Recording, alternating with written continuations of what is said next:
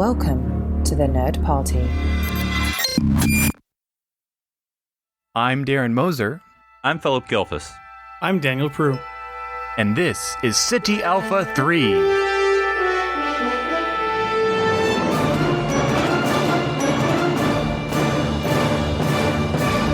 Hello and welcome to City Alpha 3, a Star Trek podcast here on the Nerd Party. I'm Philip Gilfus, joined by my two Star Trekky hosts, Darren Moser and Daniel Prue, on time as always. Gentlemen, how has your Star Trek week been? Totally on time. Time is the fire in which we burn is what that means something. You've heard it somewhere. I've heard that somewhere. Maybe in a dream you just had. My Star Trek week's been good. I watched Jake is a Coward episode on Deep Space Nine, where he and Dr. Bashir are on the planet, and he literally abandons Dr. Bashir to his death, and that's it. And is that the Siege of AR something? No. The different one. Where Nog loses his leg. Okay. Right. Yeah. It's not a great episode. I see this all the time. I hate when writers write about writing because it is the most infuriating. It's always the end of the episode is always writing is the most beautiful thing a human can do, and it's just like, oh my god, it's so self-serving, and it drives me insane. Not like those stupid soldiers. Yeah, right. Anyway, Happy Veterans Day, everyone. And so that was. I remember, because I didn't watch Deep Space Nine when it was on, or at least I joined later on. But I remember the thing of, after dealing with sort of Wesley being super Starfleet and Next Gen, you sort of had Jake, who was anti-Starfleet. But you know what I mean, as far as a career choice. But I didn't know, like, for a Star Trek audience, that's sort of a different vibe. Like, here's a kid who's Cisco's, and he's like, no thanks. And so, like, how does that jibe with the audience to be on board with, like, here's a guy who's around Starfleet and could probably do anything he wants, and he's like, no thanks. So I like that aspect of it. It's just I wish they picked something other than writer. That's all. Mm-hmm. What about producer? What do they say? Write what you know, and the writers know. I haven't been watching as much Trek, but I have been continuing my MASH rewatch, and we just got to the David Ogden Sayers era. So, Trek alum from Half-Alife. Half-Alife, yes. So, yes, it's been interesting to see him. And, looking up his acting credits, because he's done a lot of things. I did not realize, besides Cogsworth in Beauty and the Beast, the talking clock, he does the opening prologue. That deep, gravelly voice that's like, the spell will be broken. Like, I didn't realize he did that part, because he sounds totally different, but he's reaching into himself and like, okay, massive, big budget intro voice time. In a world. In a world. In a magical fantasy world. So it's fun seeing Charles. Cool. Well, as I've talked about before, I'm in my Voyager rewatch, but I'm nearing the end. I'm probably, I forget what episode I just finished up with. But anyway, I'm probably, I assume, mid-season 6. So the end is on the horizon. We're finally going to get home any day, guys. I like you say that like, if only there was a way to know what episode I was on. But alas, I just have to guess mid-season 6. I know. It's how it feels like. I was trying to remember literally that last episode I saw, and it's not coming to mind. But anyway, so I'm trying to think of, like, well, what should I watch next? There's going to be that time where, you sort of have to, well, you don't have to, but I do have to make a decision, because, a rewatch for me is always going to be 20th Century. Because, I'm not going to watch Discovery for various and sundry reasons. Picard, I'll rewatch when the new season comes out, just because I torture myself so. Other than that, Lower Decks, you can rewatch that in 2 days. Same thing with Prodigy. That's an afternoon, yeah. Yeah, exactly. So, I'm still going to stick to Legacy Trek. And so I was thinking I would go with maybe something a little bit shorter, less than the 7 years of TNG or DS9. Besides, Daniel's doing DS9. I don't want to hoard it on his territory. we want to talk about different Only things. one person can watch a show at a time. Exactly. Get to your corner. Exactly. So I was thinking Enterprise / Star Trek Enterprise, depending on your flavor. So, so I thought we would just have a kind of a general discussion about Enterprise, good, bad, and the ugly. And I guess just shortly, or just talking about your experience of watching it. Did you watch from the beginning? Did you watch the whole way through? Did you ever leave or come back, or whatever? Obviously I watched it when it premiered. I'm sure all of us did, but I did, and I'm trying to remember. This is 1990 or 2000, whatever. And so I remember okay, that first episode there was one or two things that kind of was canony, Bird of Prey, and we knew Klingons, but I was okay, whatever. I'm open to it, even though it's a prequel and the ship looks like an Akira class. Whatever. But as I went through, I and I'm sure we've talked about this before. I'm a first 2 seasons kind of guy. And then when they went with the third season, War, I'm like, because right off of Deep Space Nine, a few years, and I'm like, well, we just did a War season and again, but this was more of a, we want to try to get this something going, because I feel like the coverage at the time, and maybe I'm retrospecting it, was it's not necessarily hitting Enterprise, and so we're going to shake something up and try something new with just a year story, continuity story like DS9, and then that did it. I remember not liking it at the time, but we'll talk about it later. The War part. And then the fourth season just seemed like, we're probably going to get canceled. We're just going to do whatever the heck we want now. And that was crazy fourth season. Right. So, but anyway, well, Dan, what was your, that's, we can get into details, but what was your sort of Enterprise experience at the time? Yeah, at the time I watched the pilot, Broken Bow, and I remember kind of enjoying it. I think I watched the next episode, and then, it was 2001, so I was middle of high school, so I was just I couldn't be bothered at the time, and I didn't come back to it till much later. I really enjoy Enterprise quite a bit, and even though, and I like the first 2 seasons, and I like some of the third season, and I like the fourth season a lot, so I actually like different aspects of each of the seasons. I know some people kind of gravitate towards one or the other, but I like the show. But it is probably the show with the most a lot of times when we criticize Voyager, people criticize the missed opportunities. I think Enterprise has more of that. I think there's just more stuff they could have done that they didn't. And of course, we only got 4 seasons, so that doesn't help. But I still really enjoy the show. So Still waiting for that movie, huh? I was just thinking of two. And a movie, right? Yeah. What about you, Darren? And I if I'm allowed to stereotype you, this seemed to be the one that was more more connected to our time, more like a space program person from the early 21st century should see some things that look familiar. But anyway, what was your sort of Enterprise experience? Yeah, watching that intro, the title sequence, it's very music aside, it was these visuals of NASA and space exploration, and then some weird ship flying at the moon that we don't know what that is. Although I'm pretty sure, remembering now, I probably watched a little bit of the first season, but just, I was heading into college, and just, I honestly feel I probably would have watched Discovery. Sorry, not Discovery.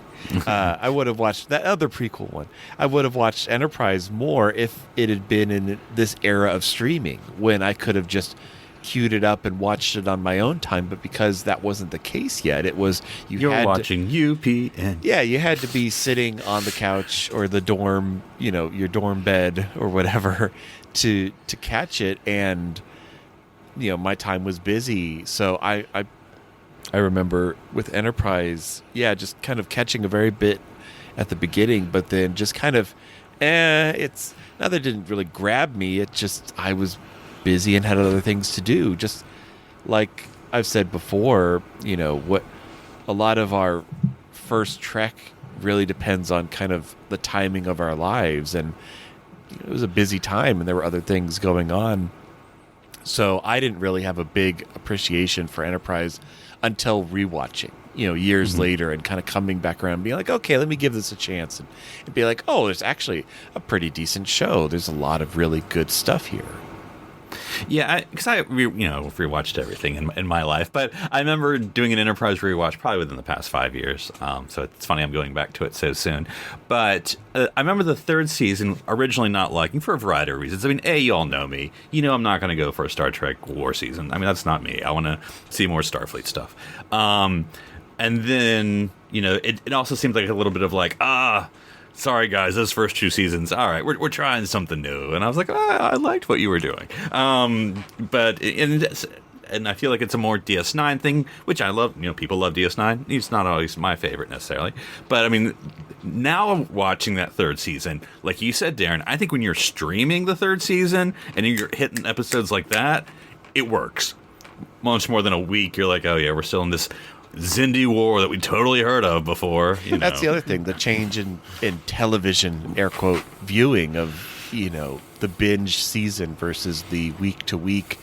And yeah, you have to keep that momentum going. And it's funny that, we remark of like season 4 and fan service, where I think there's a lot of like amazing things that we got in season 4, and they had like half the budget per episode in season 4. Like it got slashed, like they were on the chopping block. But yeah, and it's 02 now, so yeah, this show is like 20 years old. If my time math is right. Time math, my favorite kind of math. Let's ask Daniels. Well, Daniel, I mean, you don't have to talk about this, but the fourth season, excuse me, was the first Star Trek to introduce 3-episode stories. Oh yeah, mm-hmm. Yeah. Brent Spiner, your favorite actor in Star Trek, had his. Then they did the Klingon bumpy head one. I think was also 3 episodes. But anyway, but like I guess looking back, Daniel, now that you've seen Enterprise, I guess what's changed, if anything, in your perspective? I don't. I mean, because I didn't watch it all in the beginning up front, like. I didn't really have a complete picture of Enterprise in my head, so it didn't change much. Once I got like fully rewatched it, I've kind of stayed where I was at in terms of how much I enjoyed the show. I do need to rewatch it as well. That's probably where I'll head after Deep Space Nine. Although if we are now making a rule that we can't do that, that is. I'll watch it really fast. I'll watch it really fast. But yeah, it's I've kind of been pretty on the level as in terms of like how I felt about the show, but Yeah, I mean, because I'm looking forward to it, but because I remember, I think that's the thing with every Star Trek series, at least in my opinion, and that when you rewatch, you're always going to catch something new. I mean, maybe it's been a while since you've seen it. Oh, I forgot that episode, or I forgot that character had that personality or characteristic. And then a lot of it's just like, oh, I see that differently. That episode hits me now, or now like, oh god, that episode's really dated and inappropriate now. Because I remember during my rewatch a couple of years ago, it was sort of like there's not a better way to phrase this than what I'm about to do, so I apologize. But like the sexiness stuff, I'm like, ugh, you guys are really trying. Like, I see what you're doing, and stop, please. Because I think this is the sexy, this is not your dad's Star Trek. And I'm like, okay, well, anyway. The decontamination gel? Yeah. Is that what you're talking about? Yeah. I mean, that's one, but yeah, I mean, that's... Yeah. But it's interesting because Star Trek has to be sexy or people won't watch it. I'm like, or it could just be well done stories. Like, I can't... It's not like in this... I mean, I know it's the 60s, but like, it's not like TOS, like everyone's touching each other every single episode. It's like, no, like that's not what the episodes were about. Just really interestingly cut dresses. That's about all they do. That's true. To that point, I just want to say there's a difference because Star Trek TOS is sexy. There's definitely some sexy elements to TOS. And soft focus, music. Even TNG, like they sexed up Troy. Not now, Beverly. Not that of course you can have Risa. We just invented Risa. Yeah, Risa. You can have sexy things in Star Trek. The thing is, like, it feels icky, and it feels exploitative in Enterprise because it exists for no reason other than there's no other. It's not serving the story or anything like that. It's just how do we get Jolene, in the scenes, and it's like, Yeah, it's. I know we're being negative, so we'll get it positive. But I feel like, especially coming off Voyager, and it was easy to see as this is exaggerated. It was easy to see where the copy and paste was in some respects, because I can't blame Berman, because the story goes they were going to make Star Trek whether he was on board or not. So he's like, well, I'd rather be me than someone else.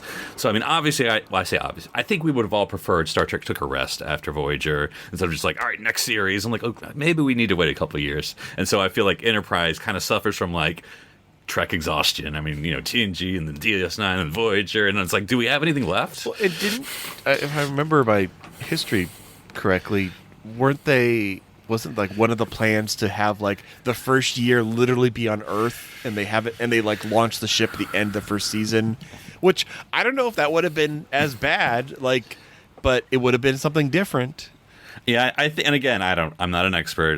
The rumors are, or at least the story I remember hearing, is that like that's an idea, and then the execs are like, we want a starship that looks like an Enterprise in episode 1 in space, and so it's like, okay. I will say though that even though it aired the year after, or it's the same year, Voyager ended, it feels different. Like, it was shot in widescreen, it was shot in HD. Like, it looks different. It feels very different than 90s Trek. Just because of those visual things, in my mind, I separate it. Like, it's not the same era. Not just because it doesn't take place in the same. It's kind of a transitional time. era. Yeah. It's the Star Trek movies of Star Trek era, or it's the Kelvin era of Star Trek. It's sort of in the middle of. It's phase 4. I don't know. No, I don't. Yeah, because I just think of little things like T'Pol in a jumpsuit. Why? It's just because you did it with 7, and you're like, oh, we gotta have a sexy woman in a jumpsuit, or else we're not gonna watch Star Trek. Okay, no, roll eyes. And I think you can always criticize a lot of 90s Star Trek, and except for DS9, I mean, I will give them credit where credit's due. As far as we're going to focus on like a couple characters and then and friends, but I would argue I would argue people could say TNG did it, I think, better than Voyager, because I think TNG was like, okay, this is a blank episode, this is a Y episode, this is a Beverly episode, this is a now right. Did they use all their characters? Probably not. But DS9, obviously, you're going to say, great character work, and I'm not going to argue. Voyager, I think, kind of slid back into like, we got 4 characters and friends. I mean, every now and then we'll have a Tours episode, but really, and I think Enterprise was like, we have 3 characters. Kind of 4. Friends. Kind of 4. I mean, I would say, Phlox. Phlox would be the 4th. But yeah, he's definitely featured less. But I feel like it's because he's such a big personality, like that kind of that fills in those cracks. Whereas like, Hoshi's there and Travis is there, and it would have been interesting if in season 5, because I think it was pretty established that they were going to add Shran, Jeffrey Combs, as a main character. So does he bump someone out of the main 3 of stories? Well, Daniel didn't even name Reed, so I guess we're going to bump him off. So. It's true. I mean, he would fill that role probably, like the rah shoot things role. So I was thinking about it, and I often, we're talking so much about producers and executives, and it's interesting because it makes me think of like DS9, where a lot of times you hear them saying, oh yeah, we were the awkward stepchild that nobody paid attention to, everything, but to their benefit, because they could kind of do what they wanted. And Enterprise, unfortunately, was like the new firstborn that had all the focus, all the attention. And I think if they had been in a situation of the stepchild, second kid or whatever, they probably would have done better, because they would have just been able to try new things. It's the same with Star Wars. We're like, we want the same, but we want new. We're a very fickle audience. Well, and I think the premise of Enterprise, even though I'm sure none of us are always ever particularly happy about prequels, but the premise, at least, okay, this is going to be one of the first Starfleet ships, and it's going to lead to the founding of the Federation. You're like, okay, well, that's an interesting story. There's not a Federation yet. Okay, all right, let's see how this goes. How does it work with the Vulcans? How do we meet the Andorians? The Teller? How does this build? And that's an interesting story. It's not really what we got. I mean, we got a tiny portion of like, we haven't invented the Prime Directive yet, and there's an episode where we figure that out, and then we haven't invented phasers yet, and we're going to invent phasers, and we haven't gotten they have to double down. Like, man, imagine a ship where it's like they barely have replicators, so there's like food stuff all over the place. Go hard on a totally different era of Starfleet. Like, there is no Starfleet. Like they think of it as the one lone ship that is going out on a voyage for a year and is not going to be in contact with anybody. Like, lean into the isolation, lean into the exploration, and not that they don't have elements of that, but like it's still, you could almost interchange many of these episodes with like Kirk's Enterprise, and it would not really feel that different. So give it constraints, and I mean, not that this whole episode is going to be about what Enterprise should have done. Well, the problem with that I have is like, you're kind of taking the wind out of the sails of Enterprise by having T'Pol there, because like we kind of now already have all of their knowledge of the things they've gone. So like, we're not even exploring new things at that point. We're exploring things we haven't seen, but it's new like to us. It's like, oh yes, we've discovered, America. Well, we knew it was there already, but we just, good job. You could check it off your list, Americans. Yeah, well, I mean, I don't know. At least I can't help when I'm watching it, or I'll find out in this rewatch, where you're like, they could have, or we did this already, or But well, and I guess I will switch this for the end here. But like, I guess what would you be looking? I tell you, I'm rewatching Enterprise. What are you like? Oh, I bet you're looking forward to this episode or this part or this character. What any episodes that would jump out at you that would be like, that's the one to look out for? In the first season, I really like. I think it's the second episode. I can't remember. I think it's the second episode where they hop on the planet for the first time, and it's like a moment. It's like a special thing because they know that they've never done it before. They bring the dog. Yeah, that's right. Oh, and seeing the dog. That would actually be a highlight for me. I love the fact that the dog and his cheese. Yep. Yeah, and like you said, Darren, it would have been interesting. It's sort of like the Voyager argument. Oh, if only they had leaned in of like, we don't have resources, and they had to really, that ship looked all kinds of messed up by the end of 7 years just because they had to modify things on the fly. Whereas Enterprise, like, it does seem like, oh yes, we're in the 22nd century, but like, you seem to have everything that they have in the 24th. I mean, yes, you have a chef, but I mean, the food slots from TOS look a lot similar. No, but that's why I talk about going all in. It's like you're trying to set constraints, like, oh, we don't really have phasers, we don't really have torpedoes, but you kind of do, or have. We don't have shields. We just have polarize the hull. Polarizing the hull. Yeah. Yeah, and I can see we can't be too, well, the argument would be we don't want to be too alien because then people will be like, hey, this isn't Star Trek. Though of course, it isn't Star Trek. It's Enterprise. It doesn't become Star Trek Enterprise till what, season 4 or 3? That's true. Well, it's just a name change, but I mean, I think that was their point of like, this isn't Star Trek. This is Enterprise. We're a whole new audience we're going to get with this one, and I don't think they did. Well, and I'm looking at, like, I was just looking up timeline now. Right now you have Stargate going on, and Stargate's like in its little past the middle of its 10 season run, and I would say at this time is like a well-oiled machine it knows exactly what it is, it knows exactly what kind of stories to tell, and Enterprise is just kind of starting and trying that whole first season, which Stargate had too. Not that it didn't, but yeah, it's the Star Trek formula, but TV's already kind of changing from 87 onward, and we kind of want something else, but the same. Like I said, we're very fickle.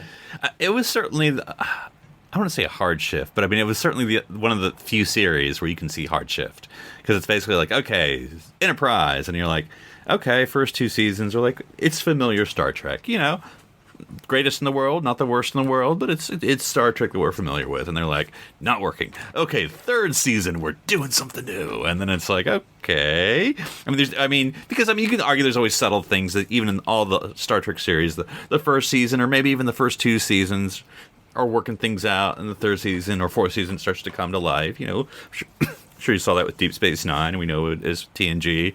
I don't know, Voyager's pretty steady the whole time, for better or for worse. But, I think this is the most worked Star Trek you can see. It's not just like we're subtly changing the uniforms and improving the writing. It's like blank sheet of paper. We're keeping the crew and ship, but everything else. That's true. You have to give it to Enterprise. They kept the same uniforms the entire run. Like, that's very difficult for Trek to do now. It's true. It's true. Let's give them credit for that, because we're getting episode uniforms at this point, I feel like. So yeah, between them and Voyager.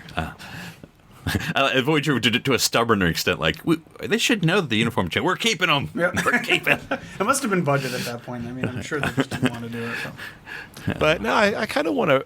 I might join you on a Voyager. We're doing it together, guys. Voyager Solidarity.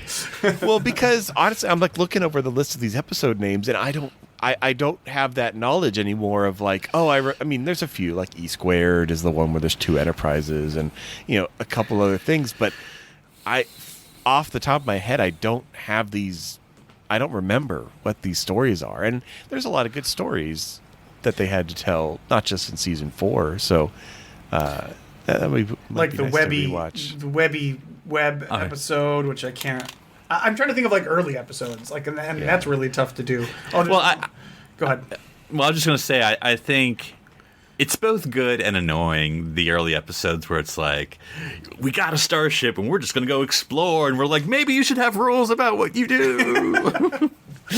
We're just, Captain, can we land on this planet? I'm like, well, maybe we should think about what we're doing. T'Pol may sound like she's scolding, but she's kind of right. No, but like you said, because they had T'Pol and they had the Vulcan experience, we want more of the Enterprise puts their foot in it, and there's harsh realities, because that wouldn't have happened in TNG. So have it happen here. Yeah.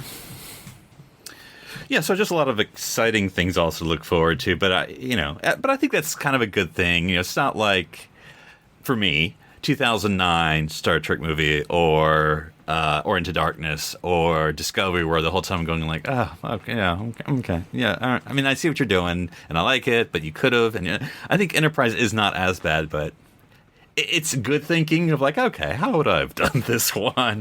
But I can't think of like stuff where I'm just like, oh, this is just garbage storylines or anything. It's just more like, okay, they were trying something. Yeah, and like you said, there was definitely a feeling of it's tough because Star Trek had been on the air for 20 years at that point, so and why not take a break like you said? But they didn't, so. Yeah. Sometimes you get recycled stories, and it's just kind of what it is, but that's fine. Well, and it's Star Trek, so it has.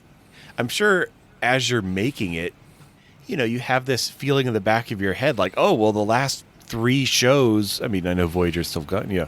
Well, no, Voyager was over, but the last 3 shows had 7 seasons each. Like, this is a meal ticket. This is a guaranteed thing, and again, not that they're not trying, but it's kind of different when you're not putting yourself in our first season has to sell it, because otherwise we're not going to get a season 2.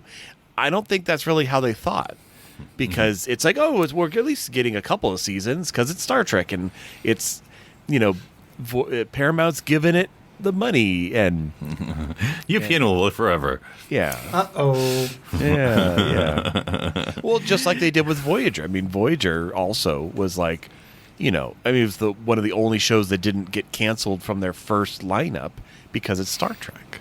Mm-hmm. Literally the flagship for UPN. That flagship lands on planets, if you didn't.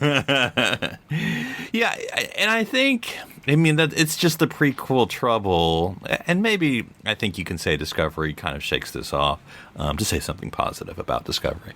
But I think with Enterprise, it's like, I don't know, Daniel, you probably do this analogy better than me, but like you have like a level 20 character, you love playing the game that you're at level 20, and then like new game out, it's a level 3 character, and you're like, I mean, it's fun maybe having some challenges, but I really do miss being a level 30 character. And I think like it's the Enterprise of like all the stuff you like with limitations. Yeah, what else can you say other than it's like you said, it suffers from prequelitis, and there's so many issues and troubles that you run into doing that sort of storytelling that I just wish people would stop doing it. But, whatever. That's fine. Star Trek can explore its own history in time travel episodes. That's it. Just move forward with Star Trek. And then if you want to go back and They do well with the time travel episodes. Yeah. I mean, Trouble and Tribbles, You could have told the Enterprise story in a time travel episode in another Star Trek series. And there you go. Then you don't have to deal with a whole series that has to be a prequel. You can just tell that story. Anyways. No. It was just interesting as we close this up that I don't know if it was ever spun this way or the pitched this way is what I mean. That, after all, Voyager ends, like, we're going to do Star Trek again, but we're going to capture that TOS magic which I thought was, because you had TNG, which was capturing that TOS magic, but in a different way. DS9 was like, we're doing something totally different, and you've never seen this. Not your dead Star Trek.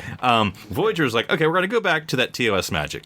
How are you going to do that? Well, we're going to put them in a different quadrant, so it's like TOS, but, it's in a different quadrant, so it's not like everything we've seen before. Okay, so, like, and then Enterprise is like, all right, so we will let TOS. We're going to capture that TOS magic. Except, we're going to have the three characters. It's going to be a Vulcan on the Enterprise. And it's, and it's like, okay. I mean, and then, of course, for the 21st century, it's like, we're going to capture that TOS magic on the big screen with the Kelvin verse and Strange New Worlds. And we can never leave the TOS magic. Yeah. Well, that's another. We've talked about that before. The Power Rangers syndrome of like, oh, it's always that. What action figures are we going to make? Well, at least Mighty Morphin Power Rangers. You can't not make that. It's and how do we still not have a Murph plush, but we can still get a Kirk, Spock, and McCoy somewhere? But there's some things I like about Enterprise. I like that they don't really have a transporter, so they have to have it, but you don't need it for plot devices. Like to get down to the planet early or holodeck. So running there's no. I mean. Yeah, there's no holodeck malfunctions, and we do get some really good characters. I mean, we praised Jeffrey Combs many times for his Shran, and I would have loved to see more of that character in future episodes. I've always said I loved the Mirror Darkly. I think it handles the Mirror Universe better than DS9, and just like, oh, let's have a standalone episode. That's a low bar. And you're not wrong, but it's a lot of fun having those kinds of episodes. So those are some things that I enjoyed about this show. I loved when the Columbia would arrive, and those episodes felt really cool. It's like, okay, now there's two ships, and they're different captains, and they're trying to work together, but again, there's no fleet. Yeah, and they're smooching. Yeah, and I do like. I mean, from the Xindi arc, which again, it's not just because we've never heard of it. Like, at least make something. Have that be the Romulan War, anyway. But anyway. But I do like they did it like DS9, where like even though it is the war season, they do break it up. They do have even though it is continuous because they're a straight line of what they're doing, but they still have like and we beam down to the Old West planet, or we had this. They let it breathe every now and then, where it's just not straight. Archer like torturing like it's 24 or something the whole time, All right. Okay. Well, this was just a short one. So any final thoughts, Daniel? What are your final Enterprise thoughts? I have now that I've talked you into doing the rewatch. What are you looking forward to? No, I like I said, I really like the show. I know we kind of talked a lot about criticisms today, but.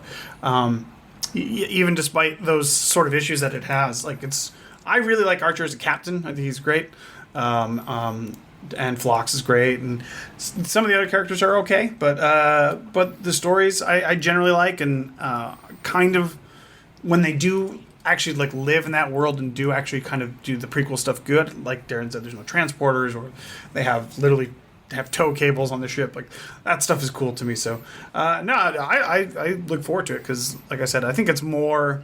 Even though it's not amazing, I think it's more hit than miss. Like I can only think of a handful of episodes that I'm like I dread or I just can't watch.